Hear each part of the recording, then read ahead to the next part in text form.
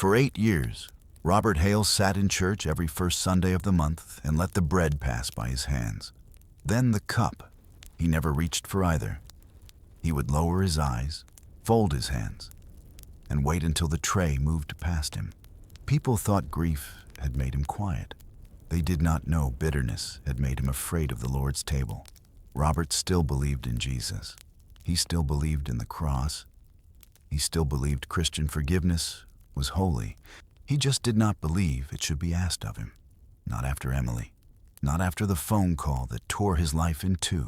Not after the man responsible for her death walked free, while Robert's daughter was buried beneath cold stone with her name carved into it. For 8 years, Robert told himself he was being honest. I will not pretend to be at peace when my heart is full of hatred. But sometimes honesty becomes a hiding place. Sometimes pain becomes a throne.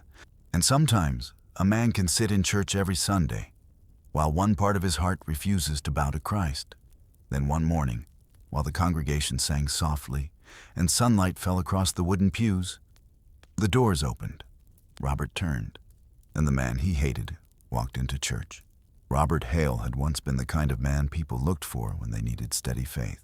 He was 66 now, with silver hair, tired eyes, and hands that had grown rough from years of work and service. Before the tragedy, he had served as a deacon. He helped prepare the Lord's Supper. He visited the sick. He repaired things around the church without being asked. He prayed with men in hospital rooms, carried groceries for widows, and taught younger fathers that faithfulness was not loud, but consistent. His daughter, Emily, had been the joy of his life.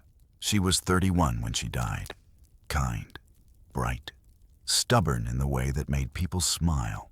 She loved old hymns, black coffee, and writing notes in the margins of her Bible. Robert used to say she had her mother's tenderness and his determination. After Emily's death, people expected Robert to fall apart. In some ways, he did, but not visibly. He still came to church, still sat in the same pew, still shook hands, still stood when the congregation sang, still bowed his head during prayer, but something inside him had gone silent. The first Sunday the church served communion after Emily's funeral. Robert stared at the bread as it came down the row. He knew what it represented, the body of Christ given for sinners. Then the cup came, the blood of Christ poured out for forgiveness. Robert's hand did not move. He whispered to himself, "Not today." But not today became next month, then the month after that, then 8 years. Robert did not stop believing the Bible. That was part of what made his pain so complicated. He could quote Ephesians 4. He knew bitterness was not supposed to rule the heart. He had taught Romans 12 before. He had told other people, gently and faithfully, not to take revenge, but to leave room for the justice of God. He had preached forgiveness to his own children when they were young. But knowing truth and surrendering to truth are not always the same thing. The wound had a name, Nathan Reed. Nathan had been involved in the accident that took Emily's life. The details had been discussed by police, lawyers, insurance agents, and people who spoke in careful sentences. Robert hated all of it. He hated the language, incident, liability, settlement, consequences. None of those words sounded heavy enough to hold the weight of a father standing beside his daughter's grave. Nathan had shown remorse in official ways. There had been statements, letters, legal outcomes, but Robert did not want remorse. He wanted the impossible. He wanted Emily back. And because he could not have that, he kept hatred close. Hatred gave him something to hold, something with edges, something that felt stronger than grief. His wife, Margaret, saw it. She saw the way his jaw tightened at certain names, the way he shut down when forgiveness was mentioned, the way he kept Emily's room untouched, not as a memorial, but as a sealed chamber of pain. One evening, she said softly, "Robert, I'm afraid this bitterness is eating you alive." He answered without looking at her. It already ate what mattered. Margaret cried that night in another room. Robert heard her, but he did not go to her. Bitterness does not only harden a person toward the one who wounded them, It hardens them toward everyone who still loves them. The Sunday Nathan Reed walked into church, Robert knew before anyone said his name. Some faces do not age enough to become unfamiliar. Nathan entered quietly through the side doors, wearing a dark jacket and carrying a Bible that looked new in his hands. He did not look around boldly. He did not smile. He found a seat near the back, 3 rows behind Robert and across the aisle. Robert's body reacted before his mind did. His shoulders locked. His breathing changed. The hymn on the screen blurred. Margaret, sitting beside him, whispered, "Robert?" He did not answer. He could hear Nathan turning a page. That small sound made rage rise in him so suddenly he nearly stood. The pastor began preaching from the Gospel of Luke. Robert heard none of it. All he could think was, how dare he sit here? When the service ended, Nathan remained seated until most people left. Robert walked straight to Pastor Andrew.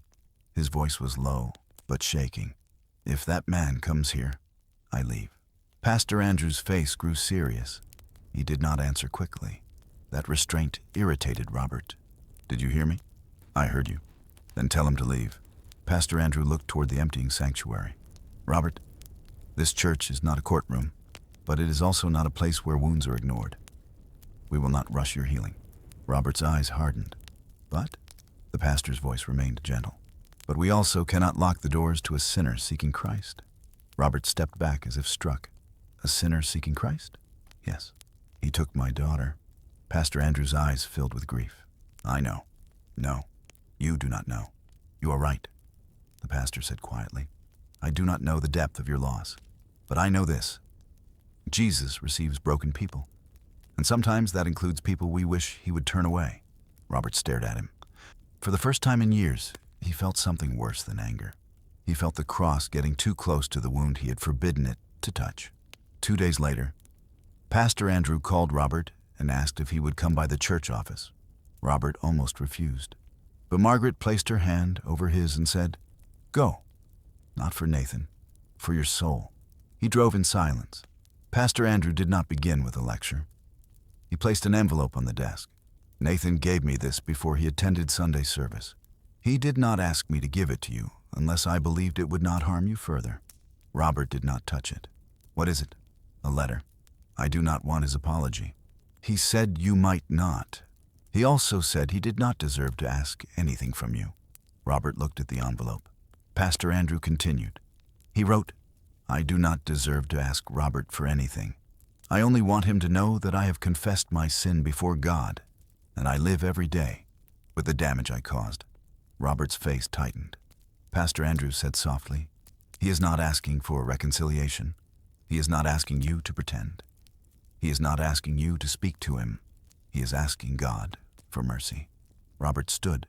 "I don't care what he asks God for." The pastor did not correct him. He simply said, "Then be honest with God about that." Robert left without taking the letter. But on the drive home, anger did not feel as clean as it had before. For 8 years, it had been easier to hate Nathan when Robert imagined him as careless, cold, and unchanged.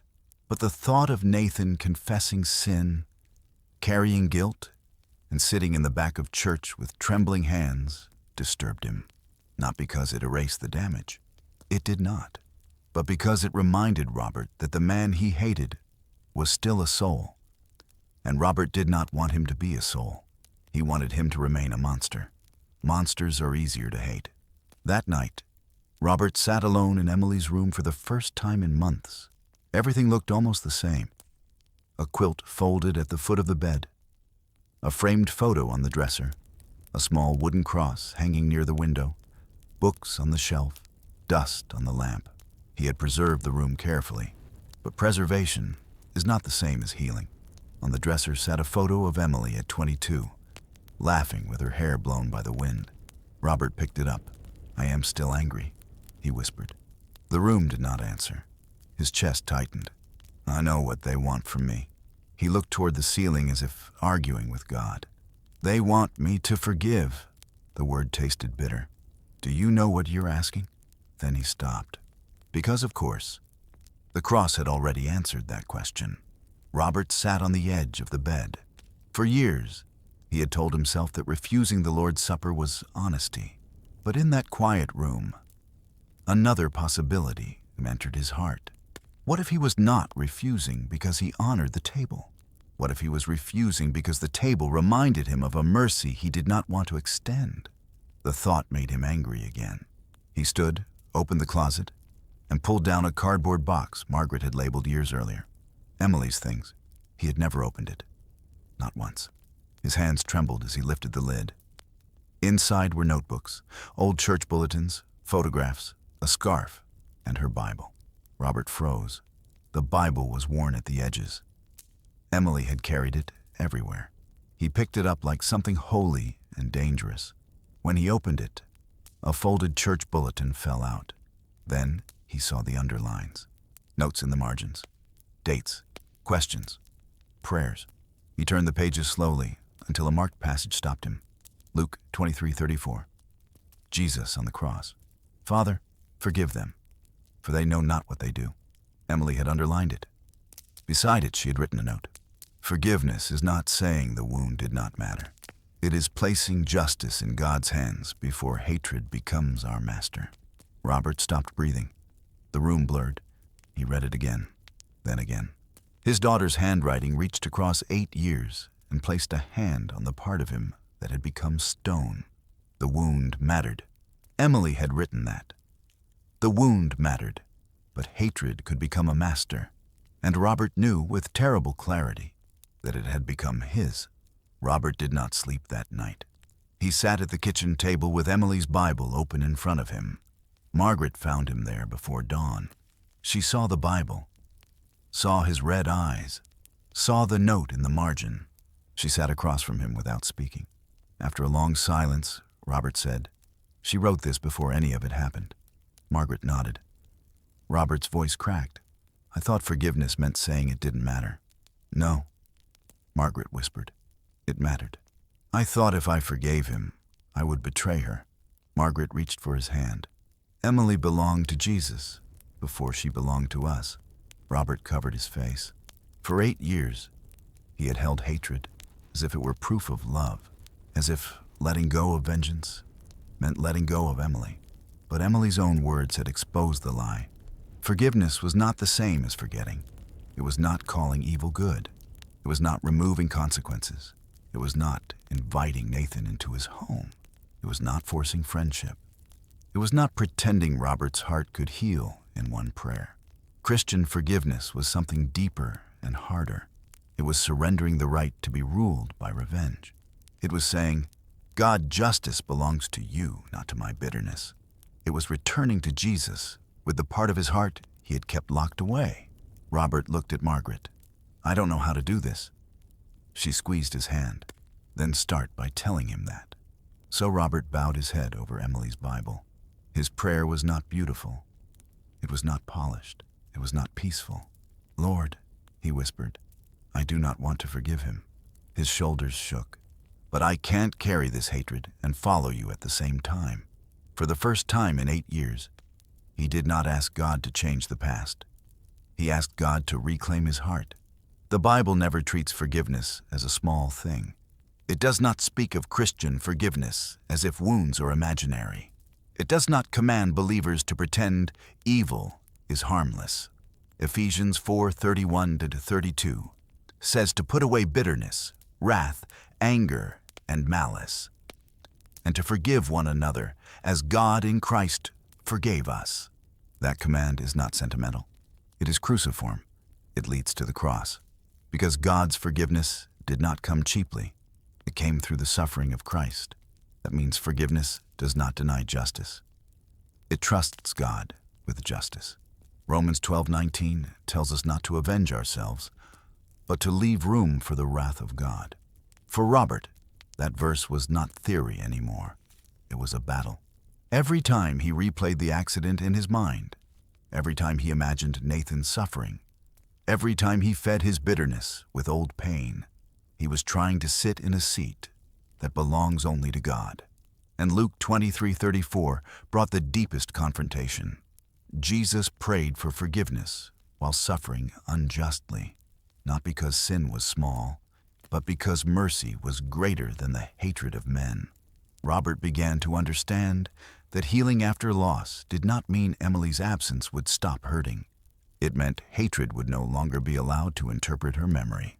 For 8 years, Robert had thought the opposite of forgiveness was justice, but the opposite of forgiveness was captivity, and bitterness had chained him to the darkest day of his life.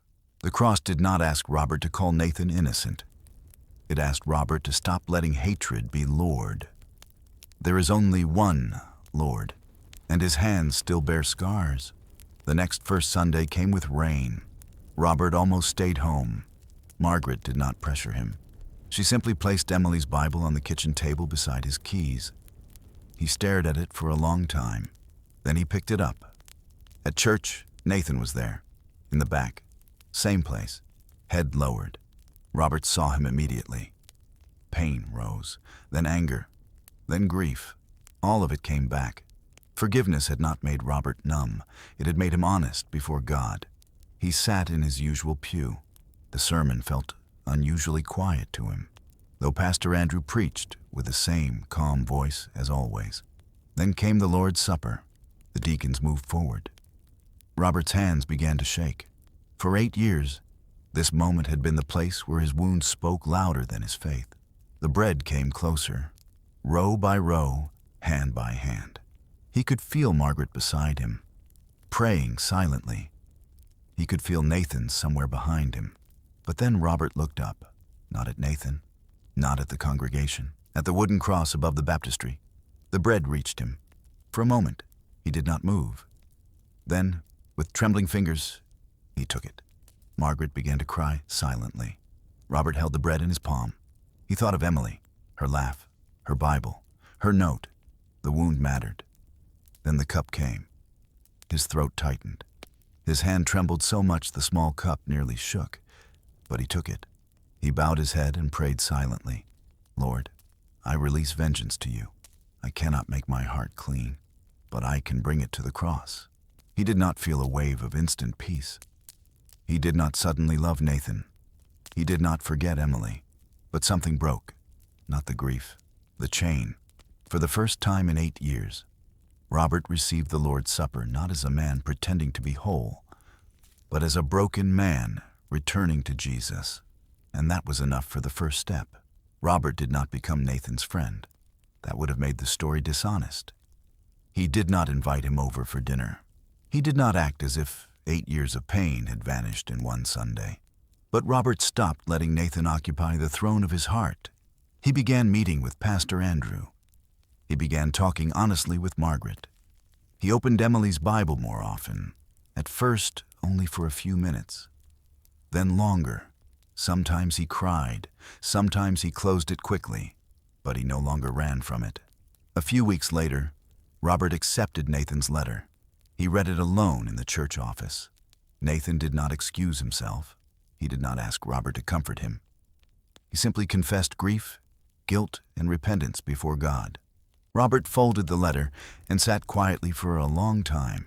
Then he said to Pastor Andrew, I am not ready to speak to him. The pastor nodded. That is all right. But I am ready to stop wishing destruction on him. That is grace at work. Robert looked down. It still hurts. Yes, the pastor said. The cross does not erase wounds by pretending they never happened, Robert whispered. It keeps them from becoming gods. Months later, during another communion service, Robert saw Nathan take the bread in the back row. The old anger stirred, but it no longer commanded him. Robert bowed his head. Lord, have mercy on both of us. That prayer did not make the tragedy smaller. It made Christ greater. Maybe you know Robert's story. Maybe you are carrying bitterness that began with a real wound. Maybe someone hurt you, abandoned you, betrayed you, or took something from you that cannot be replaced. This story is not telling you the wound does not matter. It does. This story is not telling you to trust someone unsafe. It is not telling you to erase consequences. It is not demanding a rushed reconciliation. But it is asking this: has hatred become your master? Has bitterness taken the place in your heart where Jesus belongs? The cross does not minimize your pain. It confronts the power your pain can have over you. And when Christ calls you to forgive, He is not asking you to say, "The evil was small."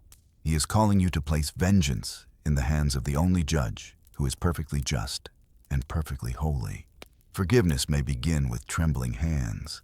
It may begin with a prayer you barely want to pray. It may begin at the Lord's table after 8 years of refusing the bread and the cup. But the first step toward freedom is still freedom beginning. If this story spoke to your heart, write the word "forgive" in the comments. Let it be a quiet prayer. Lord, help me release vengeance into your hands and bring my wounded heart back to the cross. If this video helped you reflect, leave a like and subscribe for more Christian stories about faith, healing, forgiveness, grief, and biblical truth. And remember, the cross does not minimize your pain. It keeps your pain from becoming your God.